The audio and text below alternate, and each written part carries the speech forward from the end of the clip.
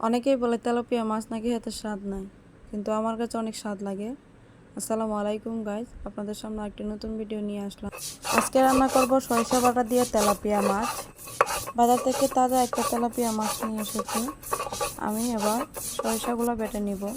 সরিষা অবশ্যই মিহি করে বাটতে হবে। সরিষা বাটার পর আমি পেঁয়াজ আর রসুন বেটে নিব।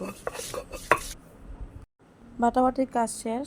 এবার আমি মাছগুলো আগেই কেটে রেখেছিলাম। 5 টুকরো মাছ নিলাম, হলুদ আর লবণ দিয়ে মাখিয়ে নিব।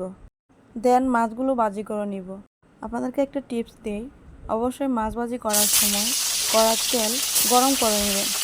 যত বেশি গরম হবে মাছগুলো লেগে যাবে না, এতে করে মাছ ভেঙে যাবে না।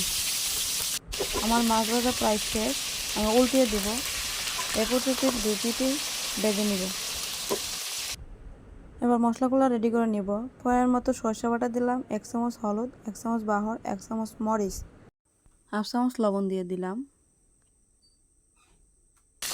কড়াইতে পেঁয়াজ দেওয়ার পর পেঁয়াজগুলো কড়া ভাজি হওয়ার পরে মশলাগুলো আমি দিয়ে দিব।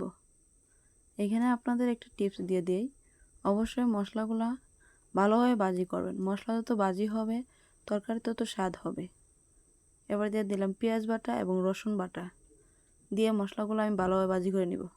আমার চ্যানেল নতুন হলে একটা সাবস্ক্রাইব ও লাইক করে যাবেন, পাশে থাকা বেল আইকন দিয়ে ক্লিক করে যাবেন। মশলাগুলো ভাজি প্রায় শেষ। এবার আমি জল দিয়ে দিব, পরিমাণ মতো জল দিব। জল বলক ওঠার পরেই আমি মাছগুলো দিয়ে দিব। মাছ দেওয়ার পর 3 থেকে 4 মিনিট কড়াই চুলাতে রাখবো, তারপর নামিয়ে নিব।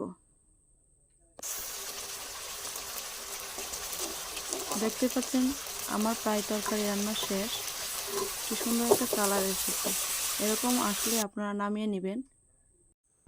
এভাবে একবার হলো আপনারা রান্না করে দেখবেন সরিষা দিয়ে তেলাপিয়া মাছ। এভাবে রান্না করলে বুঝতেই পারবেন না এটা যে তেলাপিয়া মাছ। মেহমানকে খাওয়ালে বুঝবে যে এটা ইলিশ মাছ। আহ, কি স্বাদ!